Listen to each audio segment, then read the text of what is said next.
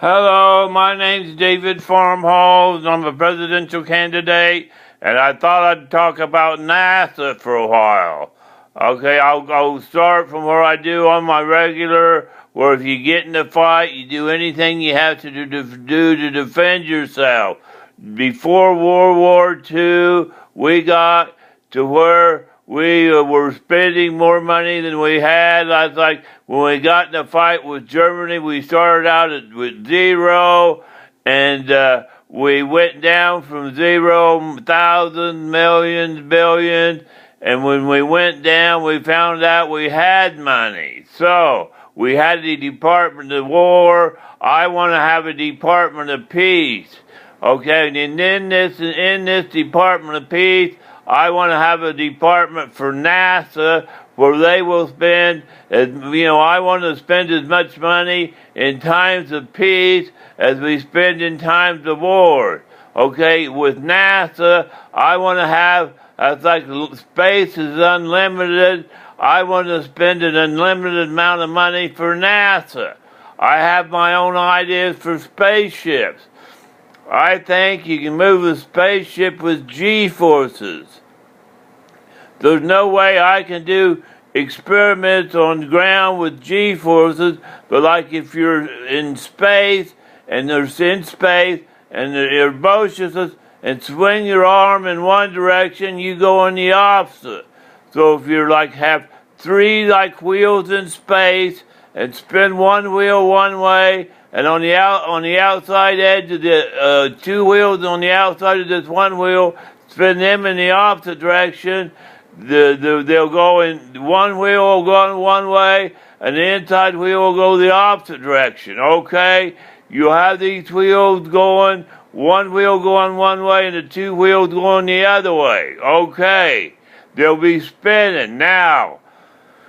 I think that if you have weights on one side, if you push weights out on the other side when you're pulling weights in. Okay, if you understand me, on one side you push weights out. If you split this down the center, on one side you're pushing weights out. When they get around to the other side, the weights are out. You split this into pie shapes, and on the other side, when it gets to the other side, you pull the weights in. I think you can move something in space using G-forces. Let's say you may have 10 G's. So if it weighs 1 G normally, let's say it's a couple 100 foot out from the center, it'd be like you'd have a center space, and it may be 50 foot out from the center, and that's where you'd start the weight, and then to be a couple 100 foot out, it'd be like a center space, 50 or 60 foot out, and then a pie shape, and then you do a pie shape, and a couple 100 foot out from there was where the wheels would start, and you spin one wheel one way, and then the two outside wheels the other, and as they're spinning, you spin with center wheel one way and the two outside wheels the other. And when one pie shape would go out, the two outside pie shapes would go the other way. And I think you could move a spaceship in one direction by moving one pie shape out on one side. On one side, you'd move the pie shape out in the center, and the pie shape out, the two pie shapes out in the center, and the two pie shapes out on the outside out, and when they got to the other side, you'd pull them all in. I think you move a spaceship in that way. Now,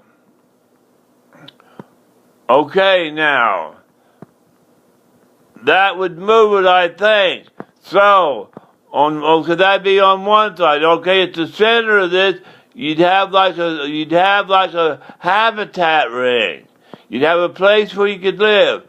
All right, so on the other side of that, you'd have another one of these three sections of rings, and then on the other section of that, on each end, you'd have to have an atomic section to power this, because you'd have to power it, so you'd have this spinning in 1G, because I don't know how atomic energy works in space. You'd probably have to have a water section to cool it, so you'd have to have G-forces to keep the water down. With nuclear energy, I don't know how nuclear energy would work in space, and you'd have to have something down and outer space to cool it, where you'd use the coolness of space to cool the water with G-forces spinning. I have a crude drawing somewhere on one of my drawings it's somewhere in my drawing where you have three wheels spinning, a habitat ring, and whatnot. It's in my drawings. But anyways, you have three wheels spinning, a habitat ring, three wheels spinning, and on each end of that, you have an atomic power plant where you can live in the place where you live, the three wheels spinning, an atomic power plant on each end. You'd use water in these three wheels to where you could use the water to separate you from the atomic energy, where you could have the water in these rings. You'd use water for the weight, so you could insulate you from the nuclear energy, from the radiation. And once you got out there, you could go out to a comet and get more water. You could go to an iron asteroid and mount the iron asteroid and build more ships. You could go to this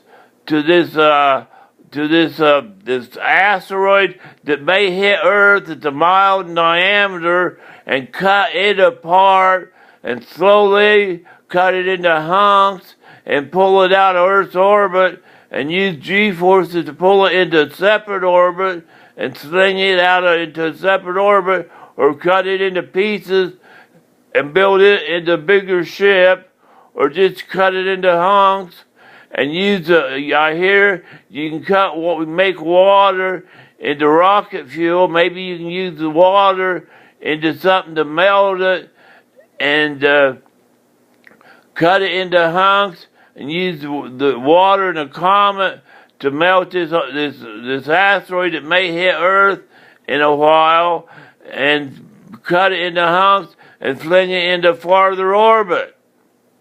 But I think you can use G-forces to move a spaceship, spinning three wheels in space, pushing a weight out on one side, when it spins around, pulling it in on the other side. And my name's David Farmhall. I think NASA shouldn't have a limit on how much limit they spend, but I don't think the taxpayers should have to pay for it, because I don't think the taxpayers have any way to get money other than borrowing it. And when they borrow it, they have to pay it back. And when they pay it back, they don't have any money to pay taxes. Thank you. David Farmhouse, presidential candidate, but I probably won't get elected because I don't have any way to find out the delegates' names before I have to put them down on the sheet of paper to mail in before January 14th to get them on the ballot so that my votes will count. They don't send the names out until after I got to get them on the delegate ballot. Thank you. Bye.